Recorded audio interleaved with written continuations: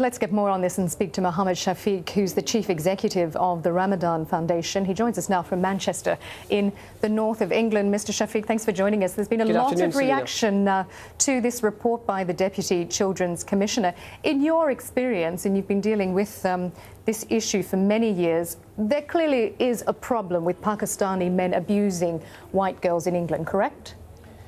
Let's be very clear, on the strand of on-street gang grooming, there's an overrepresentation of Pakistani men.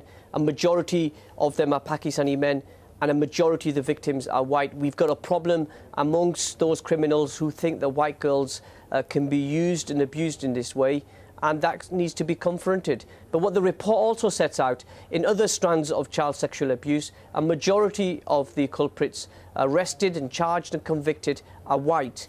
And so this media narrative that child sexual abuse just goes on with Asian on white is not true. The report goes on to also say that 28% of the victims who've been involved in these crimes are of black and ethnic minority backgrounds. Sure, I mean, obviously we're not suggesting Pakistani men are the only men carrying out this abuse, and indeed you point out the report does suggest that abuse is being carried out by men from all ethnic backgrounds. But when you compare the Pakistani community with other communities in England, there is a disproportionate number of young Pakistani men abusing white girls. Why do young men of Pakistani origin believe it is okay to abuse white girls?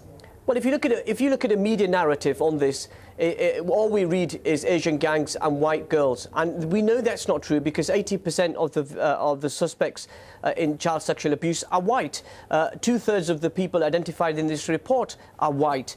And so I think it's important to put it in the context that it is. Yes, we've got a problem. There are some Pakistani men who are involved in these sort of crimes, like I said, who think that white girls are worthless. Sure, they think they can so use why and do they abuse think them. it is okay? Do they believe they're committing a crime? I think most of them are evil, depraved individuals who have no regard for human dignity, and they must be confronted and shamed because they brought shame on themselves and our community and our wider society. So you don't believe it's a cultural problem within the Pakistani community? I don't think it's a cultural heritage thing, as some politicians may claim. I think we need to step away from this race debate because at the end of the day, our focus should be on the victims of these crimes and not race. And when we have a debate about race, we totally forget the victims. But yes, you're absolutely right.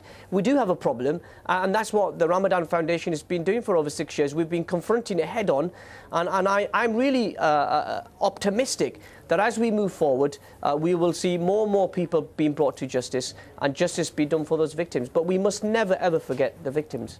Of course, sure. OK, Mohammed Shafiq, the Chief of the Ramadhan Foundation, thanks for taking the time to speak to us. Thank you. Appreciate it.